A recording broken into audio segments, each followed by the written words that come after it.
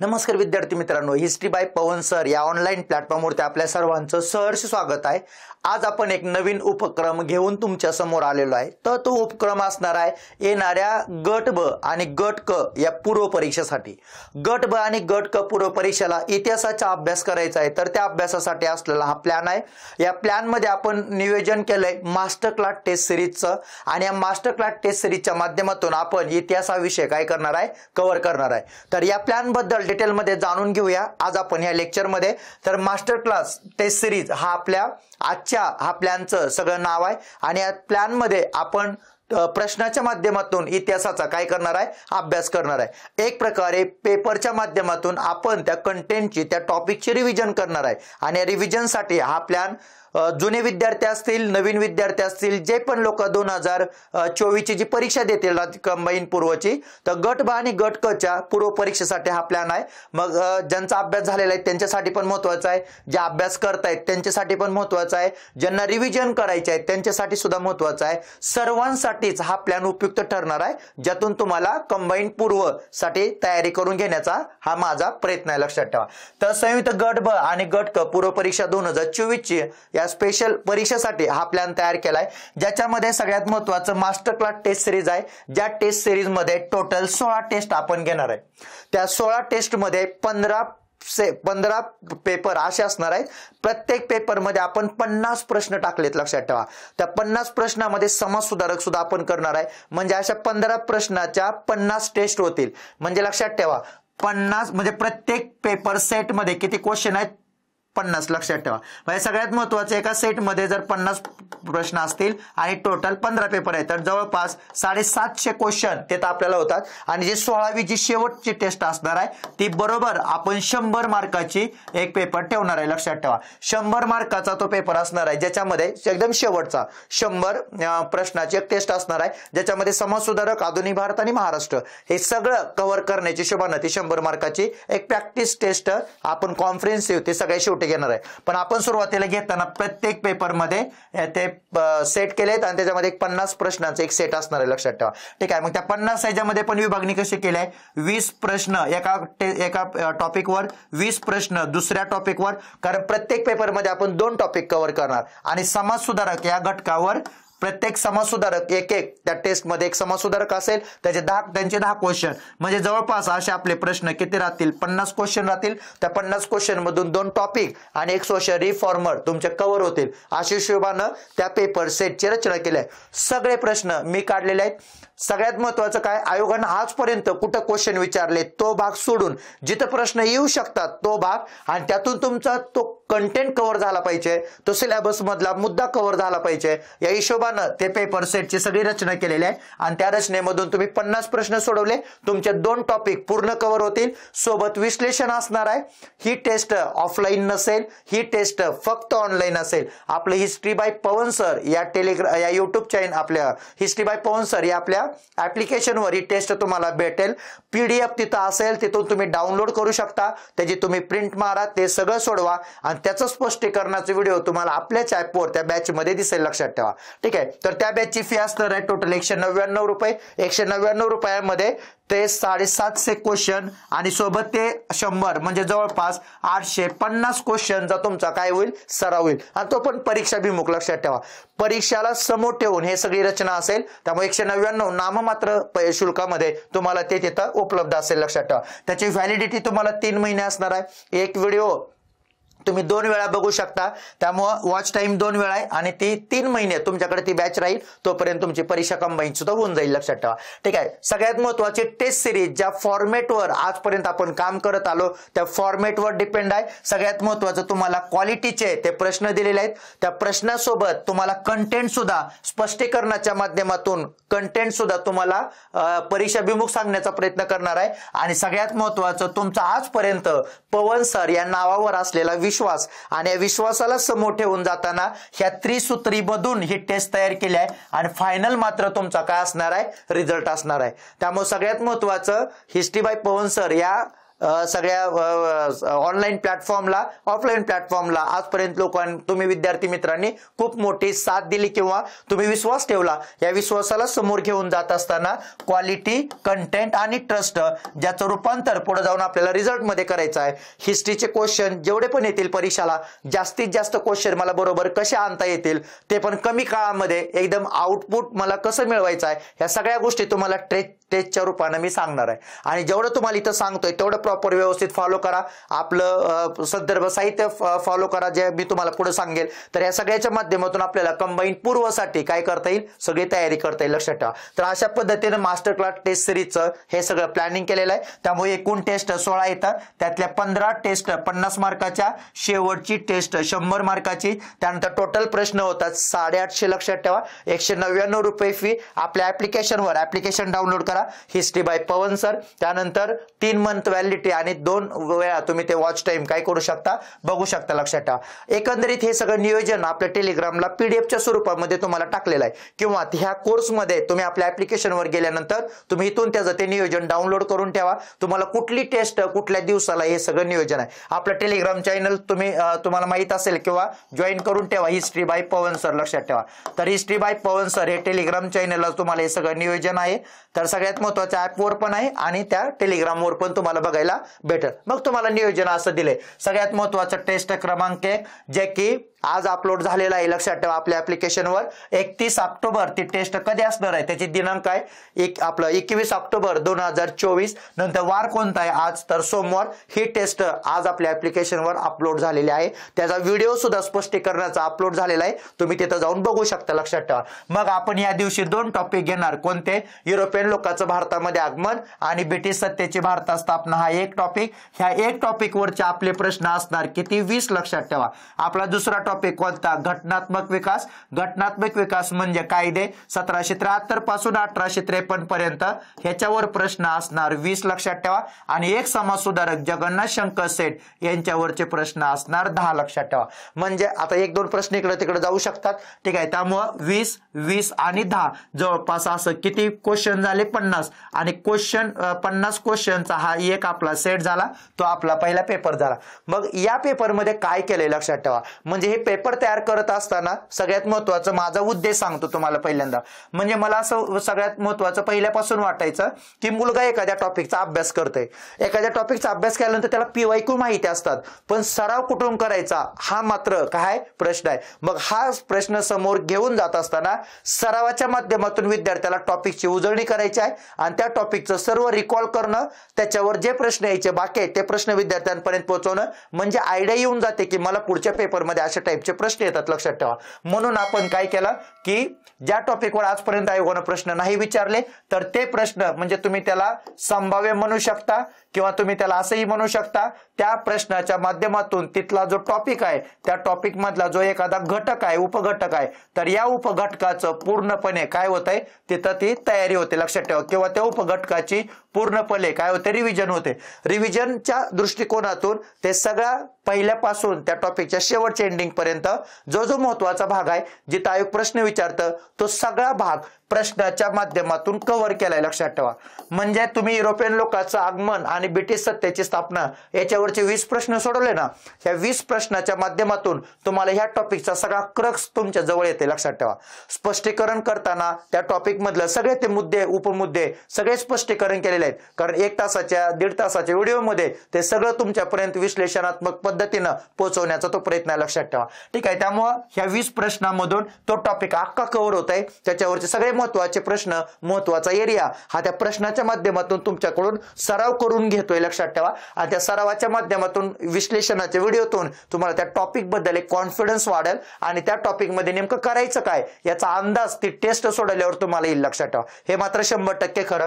त्यानंतर घटनात्मक विकास, त्याच्यामध्ये पण सेम तसा आहे. 1773च्या रेग्युलेटिंग ऍक्ट पासून 1853च्या 4 ट्रॅक पर्यंत सगळेच कायदे तुम्हाला त्या त्या प्रश्नामध्ये टाकलेत आणि प्रश्नच असा टाकलाय लक्षात ठेवा. त्यामुळे वर 4 वाक्य आणि त्याला खाली 4 पर्याय आहेत आणि या 4 वाक्यामधून तुम्हाला तो कायदा संपूर्ण कव्हर केलाय आणि त्यातून सोडवताना जर तुम्हाला तो कायदा व्यवस्थित समजला असेल तर तुम्हाला त्या प्रश्नाचं उत्तर देता येईल लक्षात ठेवा.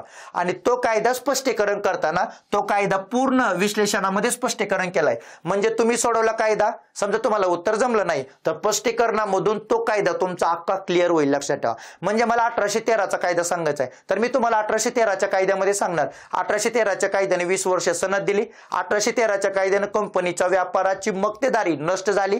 1813च्या कायद्याने 1 लाख रुपये आले आणि 1813च्या कायद्याने ख्रिश्चन मिशनऱ्यांचं धर्मप्रसाराचं धोरण लिगली चालू झालं. हे 4 कायदे हे 4 स्टेटमेंट ज्या कायद्याचा बेस आहेत तो कायदा 1813. हे 4 वाक्य सोडून 1813 मध्ये दुसरं नाहीच आहे काय लक्षात ठेवा. म्हणजे स्पष्टीकरण करताना माझा उद्देश तोच आहे की त्या घटकाची पूर्ण रिव्हिजन तुम्हाला झाली पाहिजे, असं स्पष्टीकरण असं विश्लेषण तुमच्यापर्यंत पोहोचवणं आणि त्याच्या माध्यमातून प्रश्नाला प्रश्न कव्हर होत आहे, विश्लेषणाला विश्लेषण कव्हर होत आहे, सोबत तुमचे त्या टॉपिकचे पूर्णपणे काय होते रिव्हिजन होते लक्षात ठेवा. आणि नंतर मग पुढे जगन्नाथ शंकर सेट एक सोशल रिफॉर्मर, मग यांच्यावरचे 10 क्वेश्चन असे असणार आहेत त्यांच्या आयुष्याबद्दलची सगळी परीक्षाभिमुख माहिती प्रश्नाच्या रूपाने कव्हर करणं लक्षात ठेवा. मग त्याच्यामध्ये त्यांची माहिती कुठली बरोबर आहे, कुठली माहिती चुकीची आहे, त्यांनी कुठं काम केलं, मग त्यांच्याबद्दलचे जे जे काही सगळे पॉइंट आहेत जे परीक्षेला विचारतात असे सगळे पॉइंट त्या 10 प्रश्नाच्या माध्यमातून कव्हर केलेत. म्हणजे एक सोशल रिफॉर्मर सुद्धा तुमचा कव्हर झाला लक्षात ठेवा. म्हणजे अशा पद्धतीने पेपरची रचना आहे आणि हा पेपर आपला असणार आहे 21 ऑक्टोबर 2024 ला लक्षात ठेवा. म्हणजे जे की आज आपला तो पेपर आपण ऍपवर टाकलेला आहे. तुम्ही व्हिडिओ सुद्धा बघा, त्याच्यामध्ये स्पष्टीकरण दिलेलं आहे. ठीक आहे, तुम्ही तुमच्या मित्रांना सुद्धा सांगा अशा पद्धतीचा फॉर्म्युला हा तयार केलाय. मग आता बऱ्याचशा मुलांचं मला मेसेज होते की ह्याचा अभ्यास कसा करायचा लक्षात ठेवा. आता तुम्ही जो रेग्युलर अभ्यास करता तो तुम्ही चालूच ठेवा, पण टेस्ट तुम्ही डाउनलोड करून सोडवू शकता. त्याला तुम्हाला हार्डली 15 ते 20 किंवा अर्धा तास लागेल लक्षात ठेवा. आणि संध्याकाळीच किंवा तुमच्याकडे जेव्हा त्या दिवसाचा वेळ असेल तेव्हा तुम्ही त्याचा काय बघू शकता, व्हिडिओ बघू शकता लक्षात ठेवा. व्हिडिओ बघून ठेवल्यानंतर एक फाईल करा, त्या फाईलला हे सगळे प्रश्न लावून ठेवा. म्हणजे एक टेस्ट पासून 15 टेस्ट पर्यंत हे सगळे व्यवस्थित करा आणि त्याच्या माध्यमातून मग नंतर रिकॉल करताना त्या गोष्टी वाचून तिथं काय करा ते नंतर रिकॉल करा किंवा वाचा लक्षात ठेवा. म्हणजे तुम्ही तुमचं जे टाइम टेबल आहे अभ्यासाचं ते तसंच चालू ठेवा. फक्त दिवसातून ज्या दिवशी टेस्ट असेल त्या दिवशीचा अर्धा तास तुम्ही तो वेळ काढा, त्याच्यामध्ये तो पेपर सोडवा आणि जेव्हा तुमच्याकडे त्या दिवशी वेळ राहतोय तेव्हा ते 1 तासाचं 1.5 तासाचं जे काही विश्लेषण आहे ते हेडफोन कानात टाकून ऐकत बसा लायब्ररीमध्ये. तुमचा तो टॉपिक आणि तो सगळं कव्हर होईल लक्षात ठेवा. ठीक आहे, म्हणजे अशा पद्धतीने केलं तरी चालतंय किंवा तुमच्या टाइम टेबलमध्ये तुम्हाला ह्या प्लॅनिंगला कुठं बसवता येतं हा इंडिव्हिज्युअलचा पण भाग आहे, त्यामुळे तुम्ही तसं तिथं बसवू शकता लक्षात ठेवा. त्यानंतर आपली दुसरी टेस्ट असणार आहे 26 ऑक्टोबरला शनिवार येतोय. त्याच्यामध्ये 2 टॉपिक घेतलेत आपण, जमीन महसूल सुधारणा आणि शिक्षणाचा विकास लक्षात ठेवा. जिथं बाळशास्त्री जांभेकर आपण एक सोशल रिफॉर्मर घेणार, मग तिथं पण असंच असणार जमीन महसूलवर 20 प्रश्न, शिक्षणाच्या विकासावर 20 प्रश्न आणि समाज सुधारक यांच्यावर 10 प्रश्न. म्हणजे प्रत्येक पेपरमध्ये स्ट्रक्चर सेम राहणार. 2 टॉपिक असणार त्याला 20-20 प्रश्न असणार आणि एक समाज सुधारक असतील त्यांच्यावर 10 प्रश्न असतील. म्हणजे असा 50 प्रश्नाचा एक आपला सेट आहे. तर एक सेट हा झाला, हा दुसरा टेस्ट सेट लक्षात ठेवा. मग हे जे सगळं टाइम टेबल आहे का ते तुमच्याकडे काय करा टेबलवर झेरॉक्स काढून ठेवा. म्हणजे तुमच्या लक्षात येईल की बाबा आज टेस्ट कोणत्या आहे आणि आज आपल्याला कुठल्या टॉपिकचा काय करायचा अभ्यास करायचा आहे. समाज सुधारक या घटकाचा अभ्यास करत असताना आपलं समाज सुधारकाचं पुस्तक आहे ते घ्या. त्या समाज सुधारकाच्या पुस्तकामध्ये टोटल तुम्हाला सगळे सोशल रिफॉर्मर दिलेत. मग त्याच्यामध्ये जे जे सिलेबस मध्ये आपण दिलेले जे की महत्वाचे आहेत, जे की ज्याच्यावर परीक्षेला कंटिन्यू प्रश्न असतो असे सोशल रिफॉर्मर इथून कव्हर होतील. आणि ज्या ज्या टॉपिक मध्ये ज्या ज्या सोशल रिफॉर्मरचं योगदान आहे का ते योगदान तुम्हाला त्या टॉपिक मध्ये येणारच आहे लक्षात ठेवा. ठीक आहे, त्यामुळे आपल्या नोट्स करत असताना त्या टॉपिक आणि त्या टॉपिक मधला जो कंटेंट आहे का तो करणं महत्वाचं आहे, ज्याच्यावर मग तुम्हाला त्या पेपरमध्ये काय असतील क्वेश्चन असतील किंवा तुमचं संदर्भ साहित्याबद्दल आपण सगळ्या शेवटी त्याच्याबद्दल बोलू लक्षात ठेवा. त्यानंतर 6 नोव्हेंबरला मग आता इथं 26 ऑक्टोबर नंतर डायरेक्ट 6 नोव्हेंबरला कारण मध्ये दिवाळीची सुट्टी पण येते लक्षात ठेवा. त्यामुळे तो थोडा गॅप पडलेला आहे. प्रत्येक पेपरमध्ये 3 ते 4 दिवसाचं काय अंतर आहे, त्या 3 ते 4 दिवसाच्या अंतरानंतर ती टेस्ट येते लक्षात ठेवा. ठीक आहे, 6 नोव्हेंबरला बुधवार येतो सामाजिक धार्मिक सुधारणा चळवळ आणि वर्तमानपत्र याच्यावरचे क्वेश्चन असतील आणि सोबत समाजसुधारक मग महात्मा फुले लक्षात ठेवा. 20 प्रश्न सामाजिक धार्मिक वर वर्तमानपत्रावर 20 क्वेश्चन आणि 10 प्रश्न महात्मा फुले.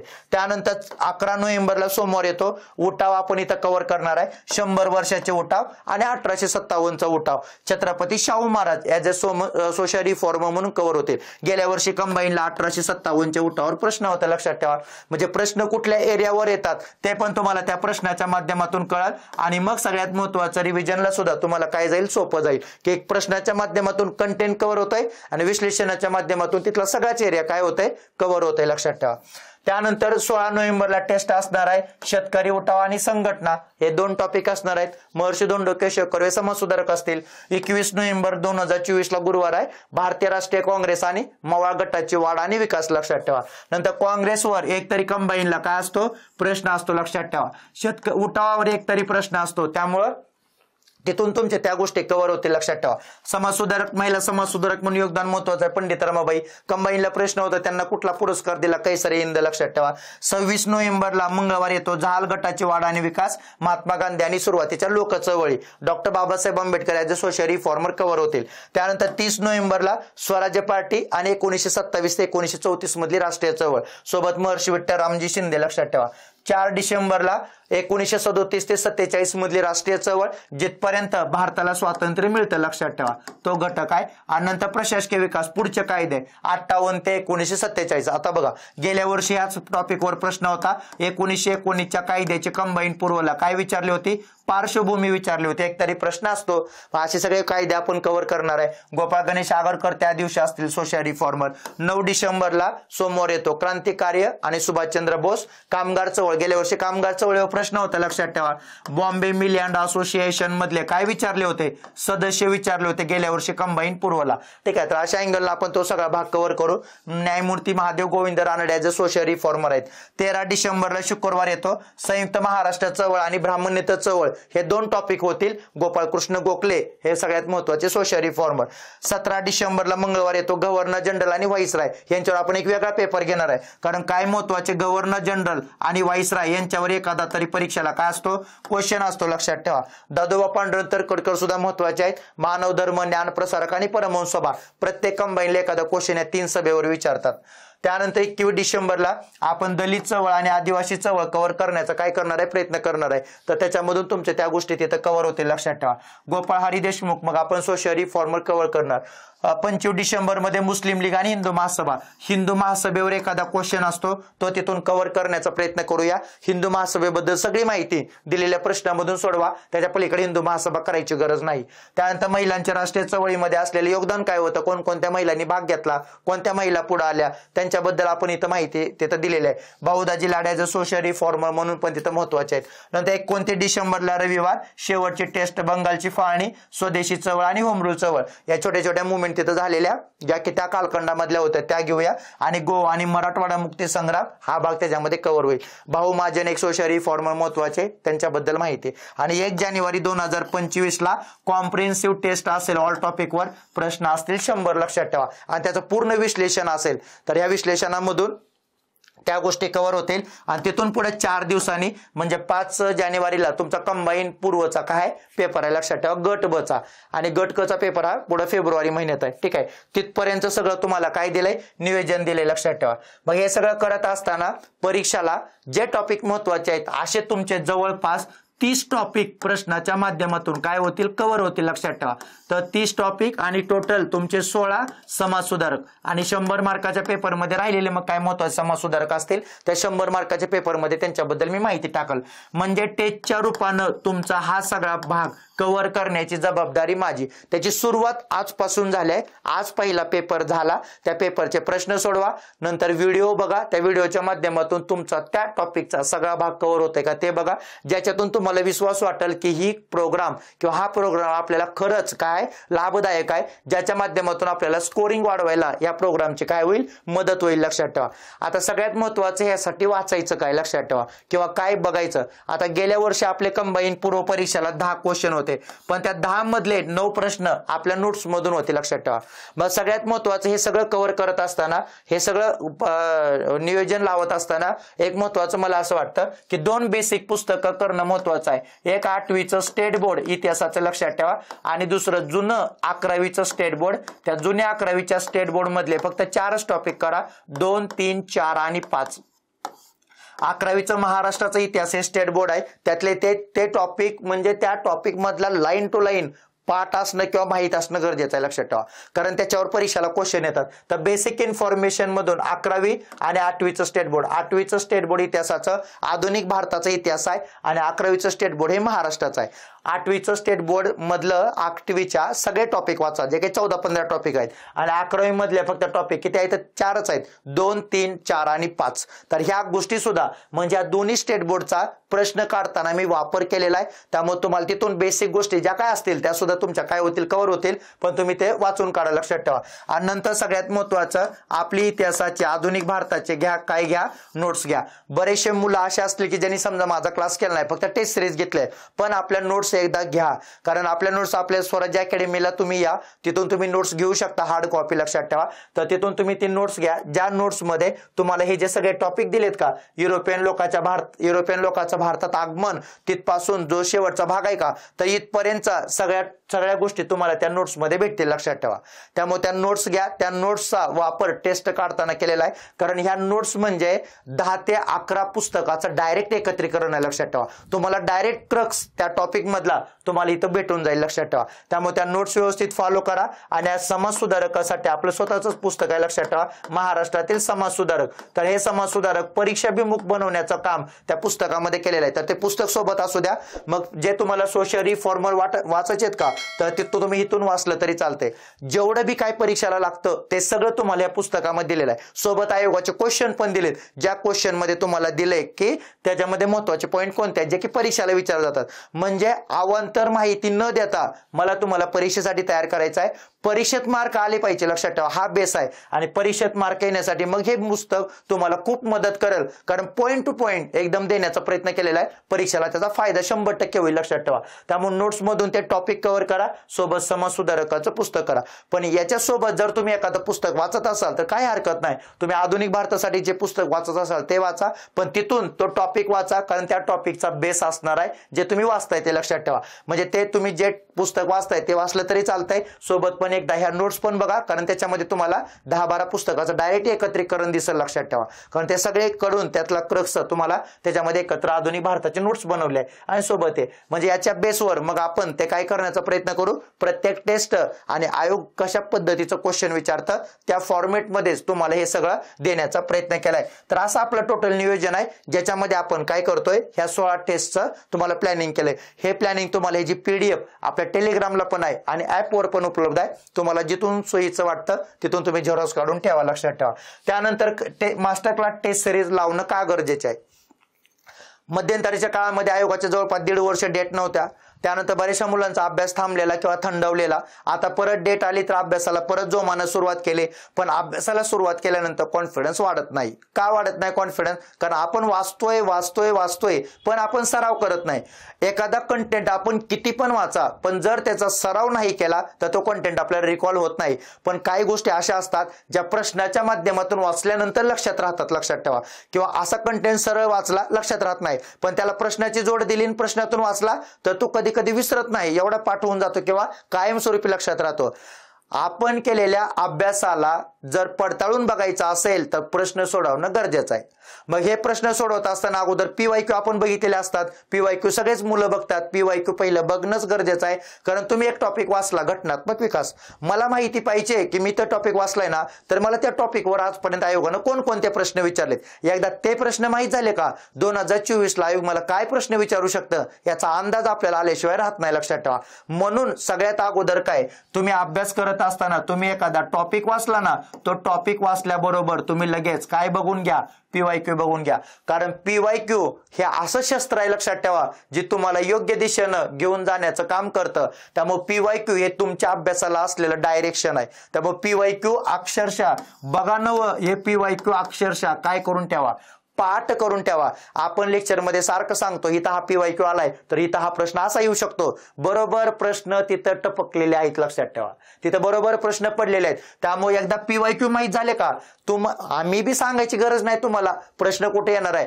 तुम्हीच ओळखू शकता की आपल्याला 2024 ला काय प्रश्न असणार आहे. फक्त PYQचा एरिया आणि ते PYQ व्यवस्थित माहिती पाहिजे, टॉपिक माहिती पाहिजे, लक्षात ठेवा. त्याच्यातून त्या गोष्टी लक्षात येतात. त्यामुळे टॉपिक करा, टॉपिक झालं की PYQ करा आणि तुमच्या अभ्यासाला ज्याची जोड लागल ती गोष्ट मी करून घेणार आहे तुमच्याकडून. ती म्हणजे काय, MCQच्या माध्यमातून तुमचा सराव, लक्षात ठेवा. ठीक आहे, तुम्हाला PYQ माहित आहेत, तुम्हाला टॉपिक पण वाचलाय, पण तुम्हाला त्याला सरावाची जोड द्यायची आहे. तर सराव मात्र मी करून देणार. तर सराव मग आपल्याला ह्या टेस्ट सिरीजच्या माध्यमातून MCQ करायचं, लक्षात ठेवा. MCQचा सराव करायचा.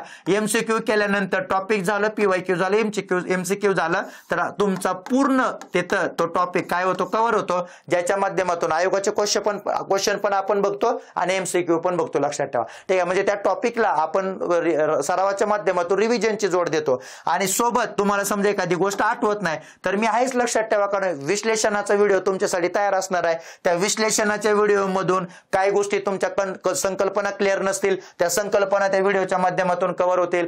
काही गोष्टी वाचून समजत नाहीत पण काही गोष्टी ऐकून समजू शकतात. काही गोष्टी कानावर सतत आल्यानंतर त्या लक्षात राहतील, लक्षात ठेवा. म्हणजे बघणं आहे, सराव करणं आहे, या सगळ्याच्या माध्यमातून तो टॉपिक अख्खा व्यवस्थित काय होईल, कव्हर होईल. पण तो टॉपिकचं विश्लेषण करताना मी तुम्हाला तो एरिया सांगेल, लक्षात ठेवा. ज्या एरियावर पाठीमागं क्वेश्चन आला होता पुढे पण त्या एरियावर क्वेश्चन राहू शकतो. त्यामुळे हा एरिया व्यवस्थित करा. त्याच्यामध्ये काय करायचे हे विश्लेषणामधून कव्हर होईल.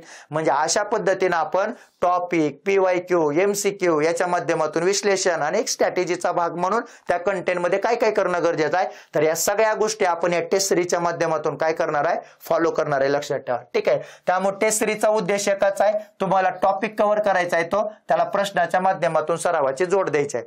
आणि जर सराव तुम्ही केला, कारण माणूस परफेक्ट बनतो कशानं, सरावातून. त्यामुळे तुम्ही टॉपिक नुसता वाचला काही दिवस लक्षात राहील, पण तुम्ही त्याला सराव केला, कंटिन्यू त्याला रिकॉल करत राहिले तर कधी तो तुमचा टॉपिक विसरणार सुद्धा नाही, लक्षात ठेवा. कारण सरावाची जोड लागते, सरावानच माणूस परफेक्ट होतो, लक्षात ठेवा. ठीक आहे, त्याच्यानंतर जेव्हा तुम्हाला टॉपिक बद्दल प्रश्नाच्या माध्यमातून सराव करायचा आहे, मग सगळ्यात महत्वाचं ते तुम्हाला दिलेले 50 मार्काचा काय 50 प्रश्नाचा पेपर आहे. मग तो पेपर तुम्ही सोडून झाल्यानंतर त्याचं विश्लेषण तुम्हाला व्हिडिओतून उपलब्ध होईल, लक्षात ठेवा. आता व्हिडिओतून जेव्हा विश्लेषण उपलब्ध होईल तेव्हा तुमची त्या टॉपिकची पूर्णपणे काय होऊन जाईल, रिव्हिजन होऊन जाईल, लक्षात ठेवा. तो टॉपिक पूर्ण कव्हर होईल तुमचा.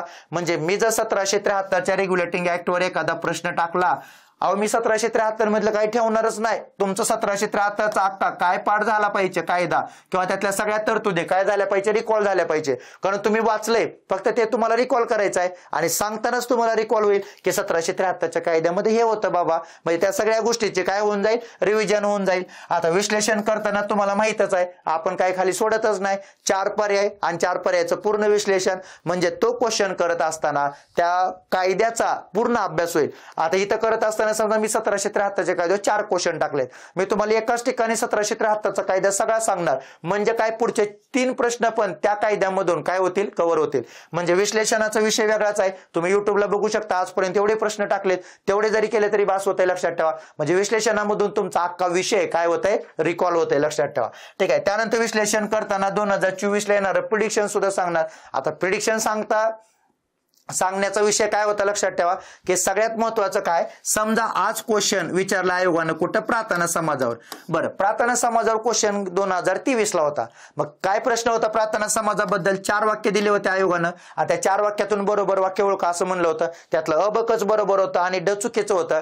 जर प्रार्थना समाजावर असं क्वेश्चन जाऊ शकतो तर असाच क्वेश्चन विचारण्याची शक्यता आहे पुढे कशावर, सत्यशोधक समाजावर, आर्य समाजावर. कारण त्यांचा संबंध कोणासोबत आहे, महाराष्ट्रासोबत आहे. आता प्रार्थना समाज विचारून झाले आणि 2024 ला आर्य काय विचारलं जाऊ शकतं, कारण स्वामी दयानंद सरस्वतींना 200 वर्ष पूर्ण झालेत, त्यांची जयंती आहे, लक्षात ठेवा. आणि सत्यशोधक समाजाला 150 वर्ष पूर्ण झालेत. त्यामुळे प्रार्थना समाजावर जर प्रश्न आला तर महाराष्ट्राशी संबंधित असणारे 2 समाज, आर्य आणि सत्यशोधक, 2024 ला तुम्हाला परीक्षेला 100% क्वेश्चन असेल. कारण असू शकतो, कारण बघा आता कामगार चळवळीवर प्रश्न विचारताना नाम लोखंडे यांच्याबद्दल कामगार संघटना विचारली, पण 23 लाच आपण वन डे मध्ये सांगितलं होतं की सदस्य विचारायचे बाकी आहे, सदस्य करा. बरोबर 2023च्या पेपरमध्ये सदस्यावर प्रश्न आला, म्हणजे सदस्यच विचारले डायरेक्ट. म्हणजे जर तुम्हाला माहित आहे एक प्रश्न आयोग कुठपर्यंत जाऊ शकतं, तर आयोग त्याच्या पुढच्या भागावर लगेच प्रश्न विचारतं. आयोग कधी रिव्हर्स येत नाही, लक्षात ठेवा. आयोग एक पाऊल नक्की पुढे जातं. पेपर सेट करणारे लोक ते करतात, त्यांचा माइंडसेट असतो. आज इथं क्वेश्चन विचारलाय तर उद्या तिथं विचारा. आता तुम्ही बघा की भारत सेवक समाजाची स्थापना कोणी केली, उद्देश काय होता, हे प्रश्न आलेला. पण जिथं सदस्य आहेत का तिथं वन डे लेक्चर मध्ये सांगितलेलं की सदस्यावर प्रश्न येऊ शकतो. 2023ला आयोगानं कंबाईनला सदस्यावर प्रश्न विचारला, त्यांचे सदस्य विचारले, लक्षात ठेवा. ठीक आहे. याचा अर्थ काय, आपल्याला एरिया सांगताना किंवा हे कधी कळतं जेव्हा तुमच्या आयोगाचे काय पाठ असतील, PYQ. ज्यांचा PYQ वर कमांड आहे त्यांना सांगता येतं प्रश्न कुठे येतात, लक्षात ठेवा.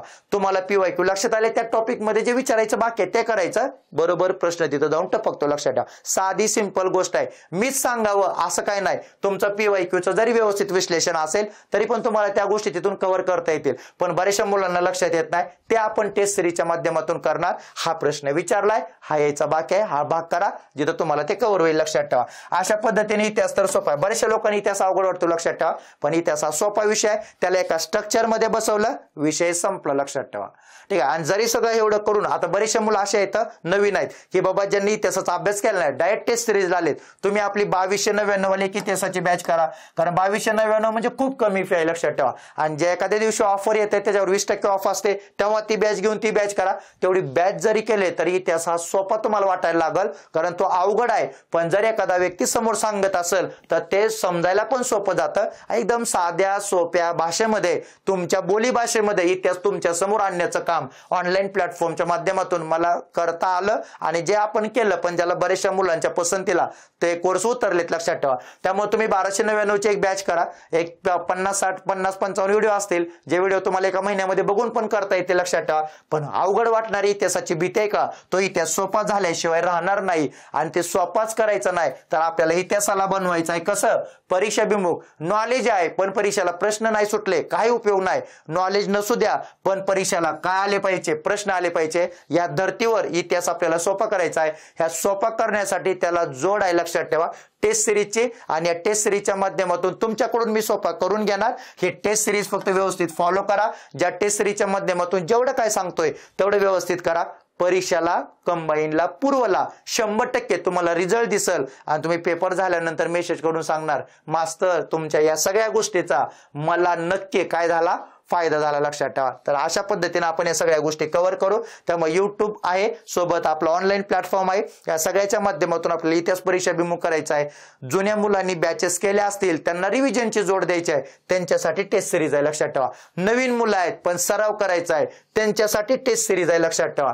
परीक्षेला सगळा अभ्यास झालाय पण सरावाची गरज सराव कुठेतरी कमकुवत पडतोय, ह्या सराव करण्यासाठी टेस्ट सिरीजची गरज आहे. जवळपास सर्व मुलांसाठी इतिहासाला सराव करायचा असेल तर सगळ्यात महत्त्वाचा हा प्रोग्राम खास तुमच्यासाठी, लक्षात ठेवा. त्याला फॉलो करा आणि अवघड वाटणारा इतिहास सोपा करा.